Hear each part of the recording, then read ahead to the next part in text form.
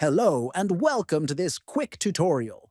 Today I will guide you through the simple process of turning on or off thumbnails in the Reddit app on your Android phone. This setting helps you control how images appear in your feed for a cleaner or more visual browsing experience. First, open the Reddit app on your Android phone. Next, tap on your profile icon located in the top right corner of the screen. Then, from the menu, tap on Settings. Inside the Settings menu, scroll further until you reach the section labeled View Options. Now, tap on Thumbnails. Finally, choose between Always Show to enable thumbnails or Never Show to disable them. That's all there is to it.